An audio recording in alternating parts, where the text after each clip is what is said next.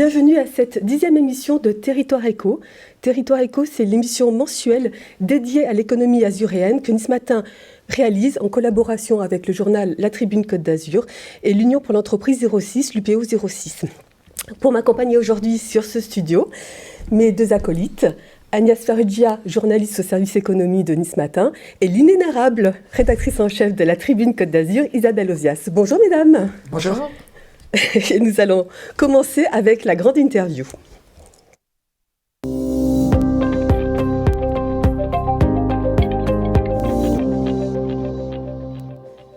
Alors, si vos animaux de compagnie ou d'élevage ont le poil bien soyeux et l'écaille bien brillante, c'est très certainement grâce aux produits alimentaires, aux vaccins et autres médicaments que Virbac conçoit et développe dans son usine de carrosses.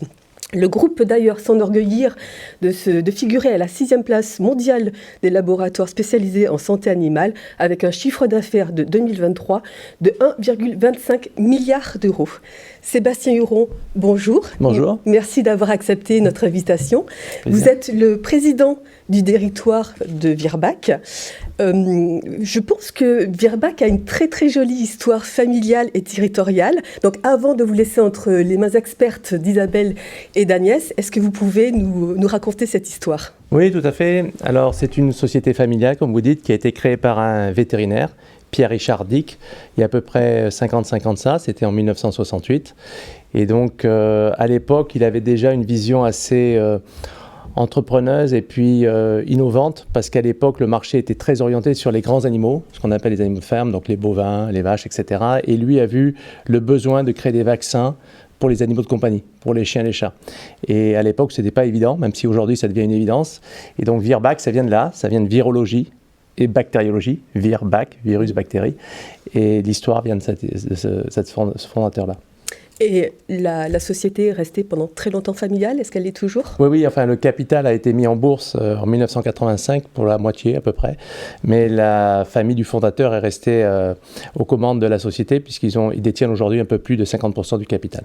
Et vous-même, vous êtes depuis 2017 président du directoire. Oui, en fait, depuis, on a changé même la gouvernance, donc je suis directeur général, tout à fait. Bon, directeur général, bien noté. Mesdames, c'est à vous. Bonjour Monsieur Huron. Bonjour Madame. Santé, bien-être animal, c'est un secteur assez large. Est-ce que vous pourriez nous dire comment sont réparties vos activités ? Oui, alors on a 60% de notre chiffre d'affaires qui se fait sur les animaux de compagnie. Ce qu'on appelle les animaux de compagnie, ce sont les chiens et les chats principalement. Et puis 40% de notre chiffre d'affaires qui est fait sur ce qu'on appelle les animaux de ferme. Alors ça va des bovins, des vaches, aux cochons, à la volaille et à l'aquaculture, puisque nous sommes un des leaders en aquaculture, en particulier avec des positions très fortes au Chili. Quelle est votre stratégie pour aller tutoyer le top 5 des grands groupes mondiaux ? Alors, ce qui nous a permis de peut-être tutoyer le top 5 mondiaux, ça a été la stratégie passée. La future, je vous la raconterai tout à l'heure peut-être, c'est une proximité au client. On a toujours cherché à se différencier par la relation solide, authentique, durable avec nos clients, les vétérinaires, nos partenaires aussi. On s'inscrit dans la durée et je dirais on est peut-être aussi avec la particularité d'être un laboratoire vétérinaire et pas un laboratoire pharmaceutique. Par là j'entends un laboratoire pharmaceutique normalement a principalement des médicaments et des vaccins. Nous avons de l'aliment pour les chiens et chats, nous avons des diagnostics, nous avons des services, donc nous avons tout un panel d'offres qui est vraiment ce dont le vétérinaire a besoin. En fait, on essaie de répondre aux besoins du vétérinaire, qui est notre client, partenaire principal, et historiquement, c'est ce qui a probablement fait notre force, cette relation de proximité durable avec eux. Et à l'international, votre stratégie, croissance externe, organique, comment vous faites ? On fait les deux. On essaie d'avoir 2 moteurs à la fusée pour faire un maximum de croissance. Donc on a le moteur de la croissance organique qui est le principal. Depuis plusieurs années, on n'a pas fait d'acquisitions importantes. Cette année en 2023, enfin l'année dernière en 2023, on a fait quelques acquisitions de notre distributeur en Tchéquie et puis d'une société de vaccins volailles en Inde qui s'appelle Globion. Mais jusqu'à présent, on n'avait plus fait trop d'acquisitions. Donc on a vraiment fonctionné sur le moteur de la croissance organique qui est celui qui crée le plus de valeur. Et ça a très bien marché, mais maintenant on essaie effectivement de compléter ça avec de la croissance par acquisition. Et donc on est en train d'étudier pas mal de dossiers d'acquisition en espérant pouvoir peut-être en réaliser quelques-unes. Est-ce que vous pouvez nous dire dans combien de pays vous êtes présent et combien de personnes travaillent pour vous ? Oui, on a une présence dans plus de 100 pays. On a 35 filiales et on a plus de 5000 employés à travers le monde. Mais ça va aussi avec cette stratégie de proximité que vous évoquiez tout à l'heure. Le fait d'être indépendant, parce que je sais que Virbac est fier d'être un labo indépendant, est-ce que c'est un atout ou est-ce que ça peut devenir une faiblesse face à la concurrence ? Ça dépend ce que vous cherchez. Si vous cherchez à préserver une identité, une culture, des valeurs, une manière d'être, c'est indispensable d'être indépendant et donc c'est une vraie force. Quand vous cherchez à faire une croissance très très rapide à très court terme, vous avez moins de leviers que pourraient avoir des sociétés qui n'ont pas cette préoccupation-là, puisque nous, par exemple, on ne cherchera pas à diluer l'actionnariat pour essayer de faire de la croissance externe rapide. On ne prendra pas des risques au niveau de la dette de manière inconsidérée. Donc, il y a des choses qui nous empêchent, si vous voulez, de faire une croissance aussi rapide que certains autres laboratoires qui ne sont pas très préoccupés de qui les possède ou de la propriété et qui sont moins attachés à leur identité et à leur futur. Nous, on écrit notre histoire pour rester maître de notre propre destin et c'est ça qui nous anime. Et l'esprit familial dans tout ça, est-ce que vous avez réussi à le faire perdurer ? Est-ce que ça existe encore bien ? Ah oui, alors il est très très fort. Il transpire. En fait, je crois que la famille qui est à la direction d'ailleurs du conseil d'administration choisit des leaders pour conduire opérationnellement la société qui partagent les mêmes valeurs, le même système, les mêmes cultures et qui sont animés par une volonté de transmettre. En fait, on est vraiment des constructeurs. On construit peu à peu, on cherche à construire sur des fondations solides, on pense aux générations suivantes, on pense des personnes qui pensent que la planète ne nous appartient pas, mais qu'on l'emprunte à nos enfants, et donc qui sont vraiment dans une volonté de construire de la valeur ajoutée, de faire des choses responsables, raisonnables, et de transmettre aux générations suivantes. Et c'est ce passage de relais qui est drôlement engageant et agréable. Vous-même, vous avez un profil assez atypique pour un dirigeant opérationnel d'un grand groupe comme Virbac. Pourquoi ? Vous n'êtes pas un financier ? Ah ben heureusement, j'espère qu'il ne faut pas être financier, mais Non, je crois que c'est pas faux qu'on me dit que je suis atypique, peut-être pas pour ça, mais vous savez, j'ai eu une interview il n'y a pas très longtemps, on m'a dit où est-ce que vous voulez être dans 5 ans ? Et j'ai répondu heureux. Alors j'espère que c'est pas trop atypique, mais non, je cherche pas à être atypique, on cherche à être authentique, à être nous-mêmes, et ça c'est important. D'ailleurs en termes de leadership, pour que les équipes aient envie de vous suivre, ils ont besoin de sentir que vous êtes vrai et que vous êtes vous, et c'est ça qui crée de l'engagement aussi, je crois. Et vous avez un cursus veto ? Oui, je suis vétérinaire. Je suis vétérinaire par formation. Et alors la question c'est, est-ce que vous êtes heureux ? Oui, je suis très heureux. Donc on peut dire que les 3 ans de chiffre d'affaires en croissance, en pleine croissance, c'est l'effet Virbac, l'effet filière, un peu tout ça. Oui, alors ça me vexe les 3 ans parce qu'en fait on a 53 ans de croissance sur 55. Ah, mauvaise 53 ans de croissance, 55. Alors il a fallu le Covid en 2020 pour qu'on perde 4 millions avec les taux de change. Parce que je pense qu'on a fait de la croissance à taux de change comparable, mais avec l'euro qui s'est dévalorisé, effectivement, qui s'est plutôt valorisé à ce moment-là. On a eu 3-4 millions de moins. Donc, nous, on a une croissance presque insolente. On a une croissance très importante. Ça fait 6 ans qu'on bat le marché, non-stop, chaque trimestre. On a une croissance très supérieure au marché, de manière constante. Alors, effectivement, avec l'année du Covid, il y a eu un peu de perturbations, mais on est plutôt avec une croissance très importante, le groupe, depuis toujours. Et on en est fiers. Je pense que c'est lié principalement à l'engagement des équipes. On a encore connu une année difficile en 2023. Les équipes étaient là, étaient présentes, engagées, solidaires. Et c'est grâce à ça. Après, c'est vrai qu'on a une discipline, une rigueur d'exécution qui est probablement assez élevée. Voilà, je ne peux pas dire si elle est supérieure à nos concurrents, mais en tous les cas, on s'attache à qu'elle soit très importante. Et puis, on a une stratégie assez claire sur ce qu'on veut faire. Et donc, c'est ces 3 choses-là, je crois, l'engagement couplé à la rigueur d'exécution, à la stratégie qui doivent expliquer pourquoi on performe au-dessus du marché. À quoi étaient dues les difficultés de l'année 2023 ? 3 choses. D'abord, le marché s'est énormément ralenti. On a dit normalisé, ralenti. Les volumes étaient en baisse sur le premier semestre, au moins. On n'a pas tout à fait les chiffres du dernier trimestre au niveau du marché.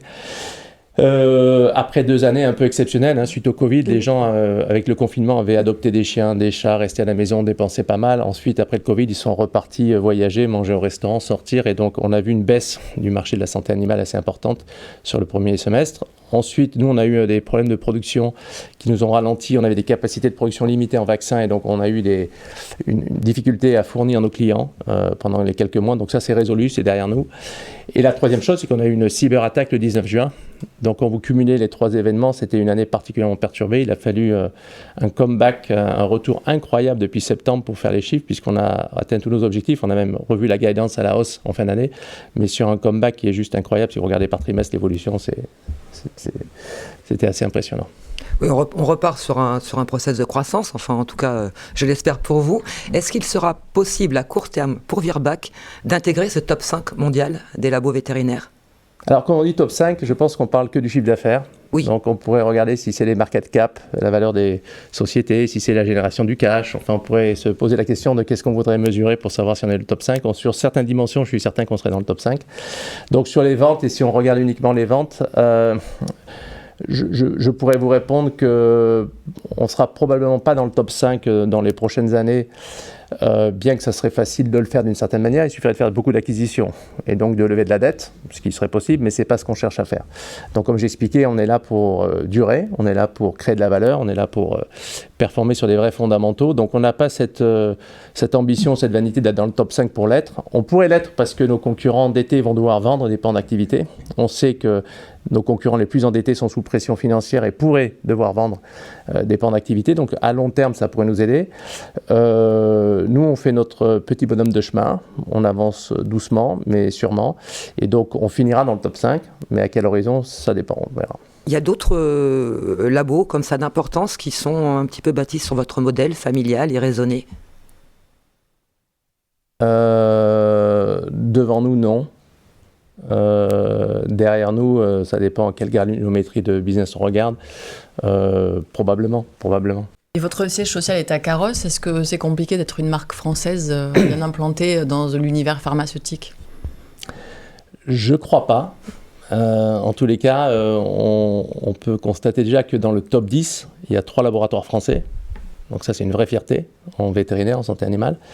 Après, on a une historique aussi en santé humaine, avec des laboratoires français qui sont bien reconnus et des fleurons. La première école vétérinaire au monde, c'est l'école vétérinaire de Lyon.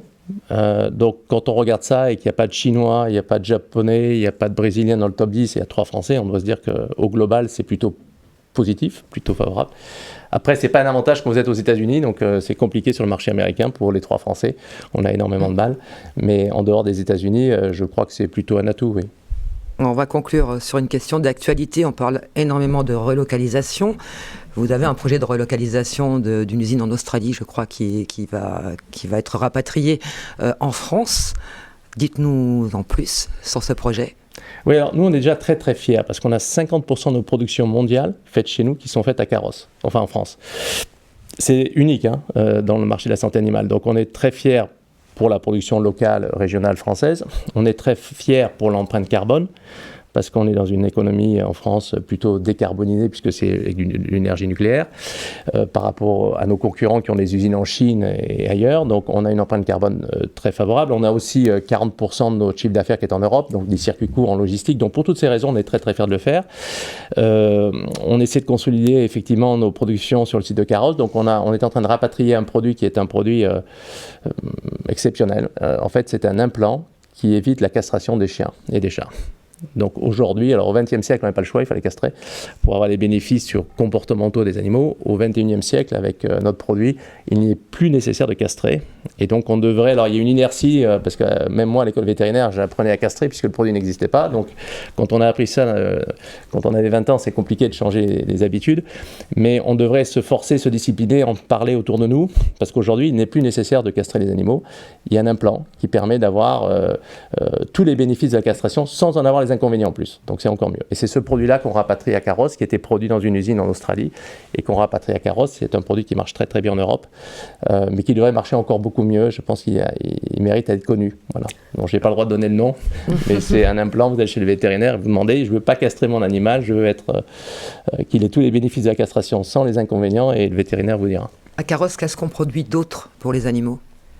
On produit beaucoup de choses, puisqu'on produit des vaccins pour les chiens et chats, donc toutes les pathologies qui ont des couvertures vaccinales, c'est produit à Carrosse. On a des injectables, on a des antiparasitaires, on a tout type de produits, on a des shampoings, on a des produits. Et l'autre production importante en France, c'est l'aliment. Alors là, on est en train d'essayer de faire une nouvelle usine à Nîmes. On a quelques difficultés avec les riverains parce qu'ils ont des appréhensions sur les odeurs qui pourraient émaner. Et je voudrais juste dire, on est une société familiale qui vraiment tenant à cœur de faire les choses correctement, y compris pour l'environnement, etc. Et on a toutes les technologies aujourd'hui pour qu'il n'y ait pas de sujet, qu'il n'y ait pas de souci. Et le problème, c'est que les expériences qui sont vécues par les riverains dans ce cas-là, c'est des usines de 1960 qui ont été construites par notre concurrent et qui, évidemment, n'avaient pas du tout les technologies d'aujourd'hui. Donc il y a des réactions un petit peu épidermiques, mais à un moment, on veut réindustrialiser la France. Ça serait dommage de devoir délocaliser de l'emploi et des personnes, comme certains font en Europe de l'Est ou au Portugal, alors qu'on a sur le territoire français de quoi faire. C'est un hasard que vous vous retrouviez territorialement à côté de votre concurrent français sur la nutrition à Nîmes ? Non, c'est pas un hasard. En fait, le fondateur de notre concurrent, il s'appelle Jean Catari, est un vétérinaire. Quand il avait vendu sa société, il en a reconstruit une pour faire encore mieux. On a racheté la deuxième société et donc elle avait un nom qui s'appelait Imperial Dog. Alors Imperial, c'est mieux que voilà, et Dog, c'est pareil que voilà. Et donc c'est ce qu'on a racheté, c'est ça qui est à l'origine de notre pet food, mais après on l'a vraiment développé, amélioré sur un axe santé parce qu'on est un laboratoire de santé. Et on dit toujours la santé commence par la nutrition, par l'alimentation. C'est important. Et donc, on ne le fait pas comme une société de pet food ou de nutrition uniquement. On le fait dans l'axe santé, de développer. Et on sait que quand on s'alimente bien, on fait de la prévention de pathologies à 5 ou 10 ans plus tard. Voilà. En évitant l'obésité, par exemple, sur l'articulation, l'arthrose, etc. Et concrètement, en termes d'emploi, sur Nîmes et sur Carrosse ? On va être pas très loin des 1500 personnes, là. Sur le territoire français. En tout, mais en création, en fait, par rapport à ces deux nouveaux projets ? C'est difficile à dire, ça dépend de l'échelle de temps, mais sur Nîmes, on est à peu près à 80-90 personnes de plus, juste sur l'usine. Voilà, on a un centre logistique qu'on est en train de construire aussi sur la zone de Carrosse, où on va créer de l'emploi aussi. Il y a la nouvelle usine de vaccins. Et là, je dois aussi remercier les services de l'État, parce qu'on est drôlement aidés pour nous aider dans ça. Il y a tout un projet de transformation des usines de Carrosse qui sont assez anciennes, en fait. Ces usines ont été, la société ayant 55 ans, vous comprenez bien qu'il y a des usines qui ont été faites il y a 40 ou 50 ans qu'il faut rénover. Et là, il y a tout un projet de transformation avec une nouvelle usine de vaccins, avec un centre logistique, avec l'usine de pet food à Nîmes, et ici le rapatriement de ce produit, cet implant-là, pour éviter la castration. Donc tout ça nous demande énormément de travail dans une zone qui est compliquée, parce que très encaissé, le foncier n'est pas donné, le VAR déborde de temps en temps, donc c'est énormément de contraintes. On joue jamais sur des territoires de jeu très faciles. Il semblerait qu'on aime la difficulté. Mais bon, dans ce territoire-là où on est ancré de manière très forte, je dois dire que les services de l'État nous aident pour essayer de réaliser ces projets de la meilleure manière possible pour l'économie, pour la région et pour Virbac. Très rapidement, avant de clore cette interview, à quand la relocalisation de cet implant sur Carrosse ?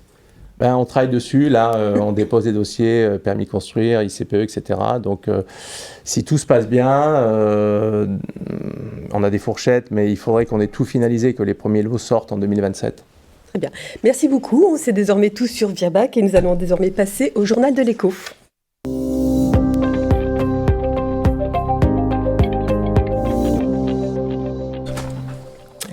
Agnès, Isabelle, vous allez maintenant passer au crible de l'actualité économique et la vie des entreprises azuréennes. Sébastien Huron, n'hésitez pas à intervenir, bien entendu, si vous souhaitez rebondir sur une information, si elle vous interpelle. En ce début d'année, on a beaucoup parlé immobilier et ça risque de continuer. Agnès ? Oui, en ce début d'année, la FNAIM, la Fédération nationale des agents immobiliers de la Côte d'Azur, a présenté son bilan 2023, les perspectives 2024.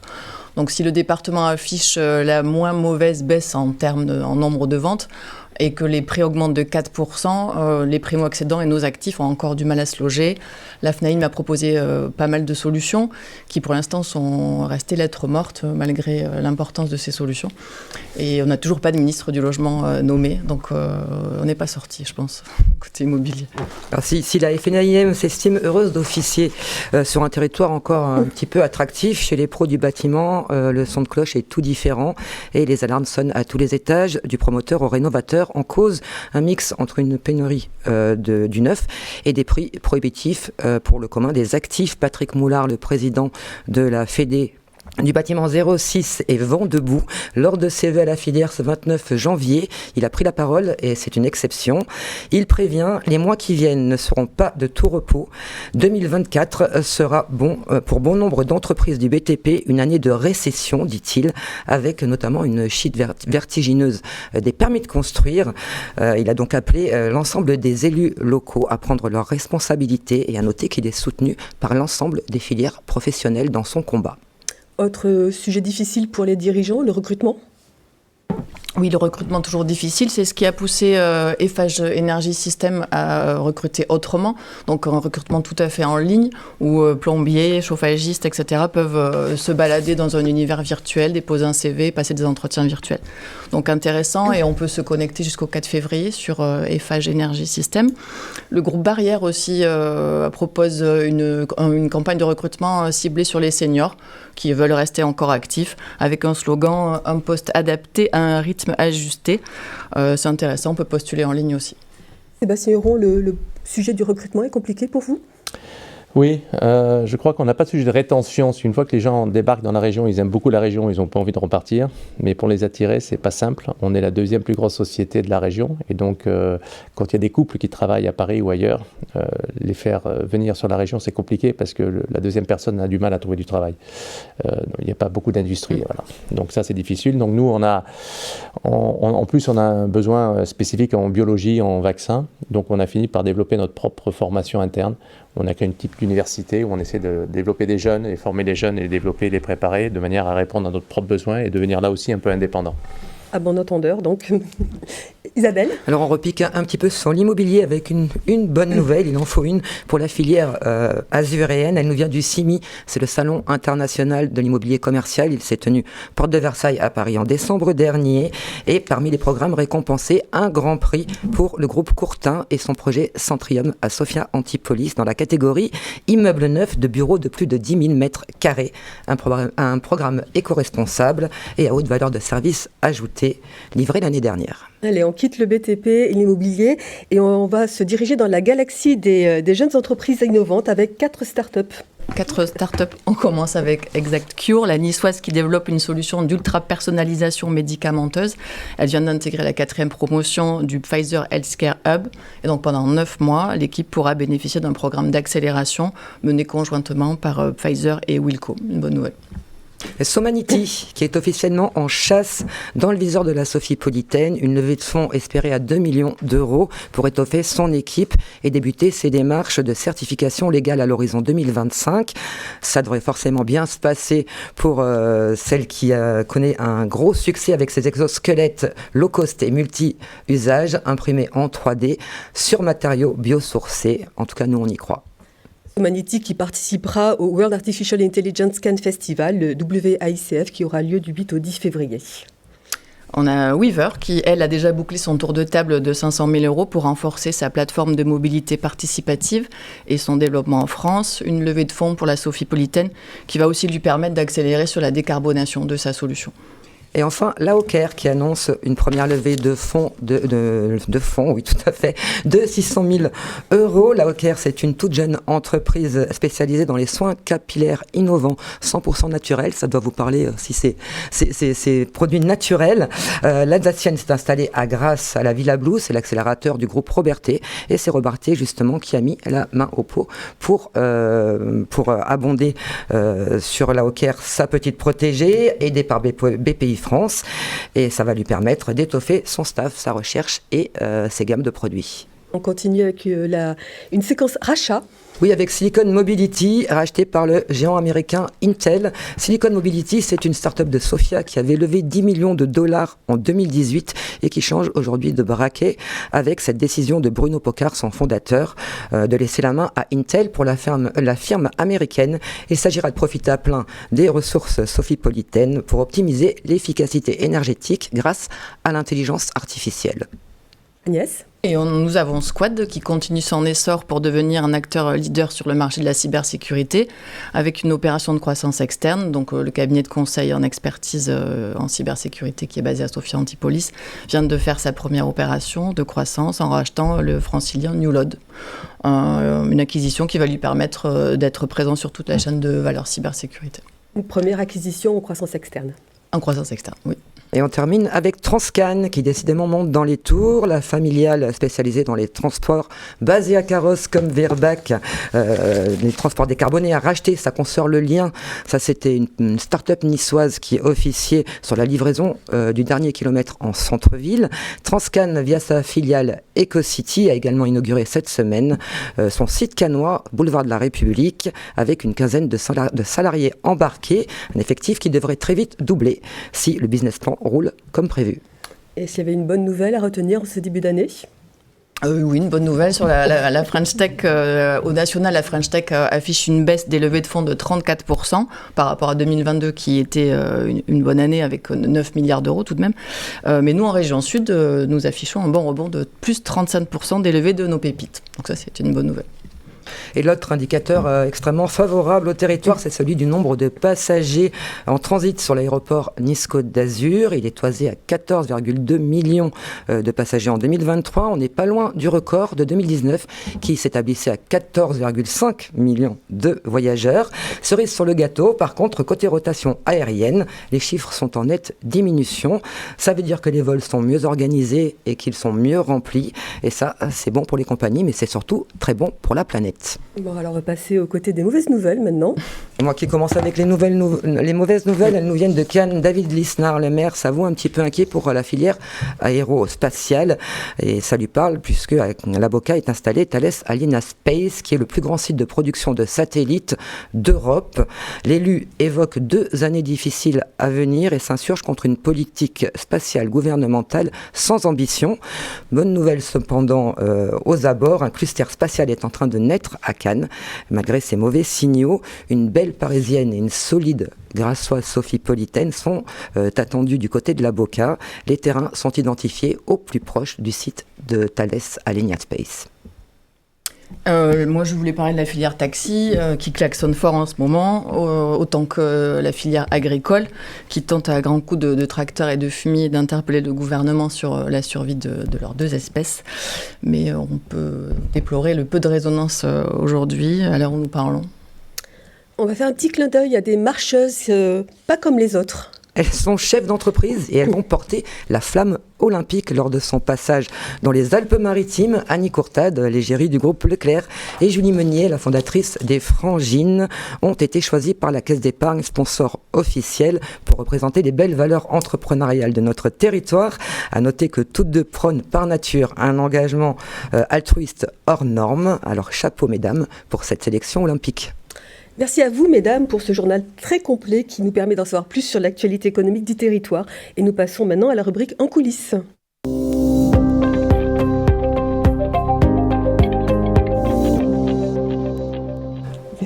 Merci beaucoup encore.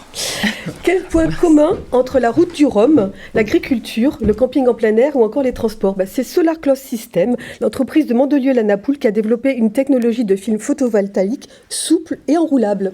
Tout à fait, la Mandolosienne vient tout juste d'équiper l'aéroport de Nice-Côte d'Azur de sa solution. Et en ce moment, elle est en train de faire chauffer l'atelier pour marquer de sa technologie le village des athlètes lors des Jeux Olympiques de Paris 2024. Et nous sommes allés les espionner avec le vidéaste Franck Fernandez. On regarde la vidéo. Bienvenue chez Solar Close System à Mandelieu-la-Napoule. Nous fabriquons ici des panneaux souples, légers, photovoltaïques, destinés à des usages assez inhabituel par rapport aux panneaux qu'on connaît d'habitude en toiture. L'entreprise est née d'une crise, celle des subprimes, à une époque où on travaillait essentiellement pour le nautisme et on a dû reconvertir et transformer notre travail afin de chercher des marchés différents de ceux qu'on connaissait. La technologie que nous utilisons est une technologie sans verre, à la différence du silicium. Donc pas de micro de fissure, incassable. Et c'est probablement la plus basse en termes d'empreinte carbone qu'on puisse trouver en technologie.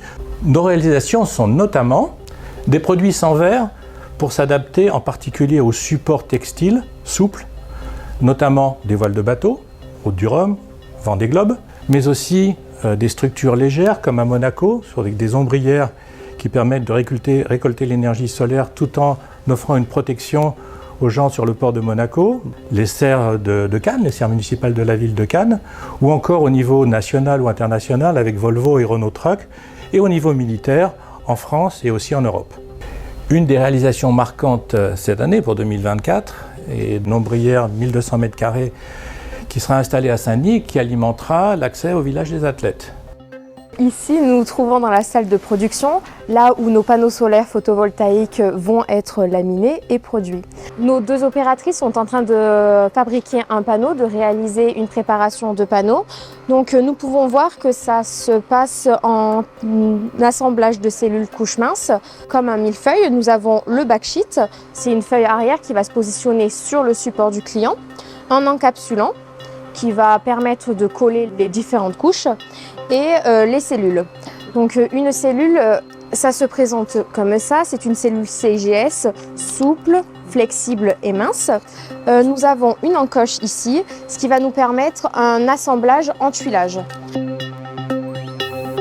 Voici le laminoir, c'est un appareil qui va permettre de chauffer nos panneaux et de mettre sous vide.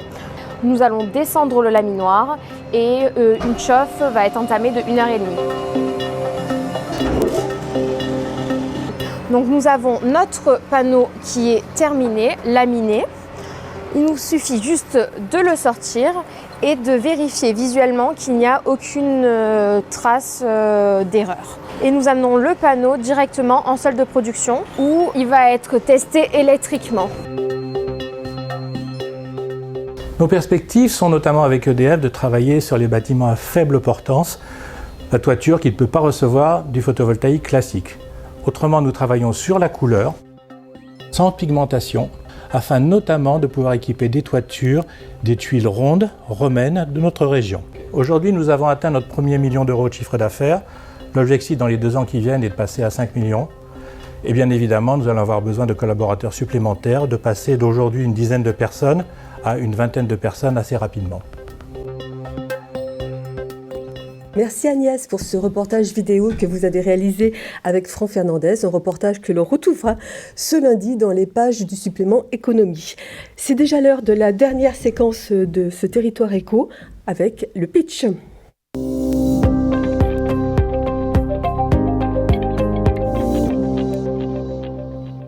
Alors, pouvez-vous imaginer une monture de lunettes ? Jusque-là, tout va bien, mais cette monture de lunettes vous permet de mieux entendre. Manuel Parienté, bonjour. C'est ce que propose Pulse Audition, votre start-up qui est une spin-off d'Inria, installée à Sophia Antipolis. Vous avez 90 secondes pour présenter votre solution. Top chrono. Merci. Bonjour. Plus d'1 milliard de personnes dans le monde souffrent de troubles auditifs. Le manque d'intelligibilité de la parole dans le bruit limite leurs interactions sociales et ce problème n'est pas adressé par les prothèses auditives actuelles.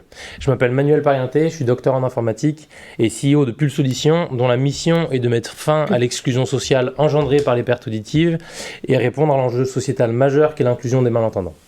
Comment ? À l'aide d'une paire de lunettes auditives intégrant des algorithmes de rehaussement de la parole à la pointe de l'intelligence artificielle issue de 7 ans de développement entre INRIA et le CNRS. Notre singularité, c'est la combinaison entre nos technologies uniques qui permet à l'utilisateur de vraiment choisir ce qu'il veut entendre dans les environnements bruyants et notre design qui rend le handicap imperceptible et qui aide les malentendants à s'équiper au plus tôt. Nos clients, ce sont les malentendants légers à modérés, non appareillés de 40 à 75 ans. Et pour les atteindre, nous distribuerons ces lunettes chez les opticiens qui couvrent déjà largement cette clientèle. Le prix de vente sera d'environ 450 € et les verres pourront être adaptés à la vue. Avec mon associé Thibaut Moufle-Milo, ingénieur en medtech et business développeur, nous avons créé Pulse Audition il y a bientôt 2 ans. Nous sommes une dizaine et avons finalisé plusieurs versions de prototypes fonctionnels. Et notre but, c'est de commercialiser les Pulse Frames, donc ces lunettes-ci, en 2025. Avec Pulse Audition, nous avons changé la vie de millions de personnes, que vous soyez un futur utilisateur ou que vous vouliez les offrir à un proche. Embarquez avec nous dans cette aventure et contactez-nous. Merci beaucoup Manuel pour la présentation de Pulse Audition qui a rencontré d'ailleurs un très beau succès au dernier CES de Las Vegas puisque vous avez notamment reçu le prix Healthcare de Business France, n'est-ce pas ? Oui, merci. C'est avec vous que se termine cette émission que vous pourrez voir ou revoir sur nos sites internet mais aussi sur notre page Facebook, notre chaîne YouTube du groupe Nice Matin mais aussi sur le site de la Tribune Côte d'Azur, tribuca.net. Merci à vous tous de nous avoir suivis.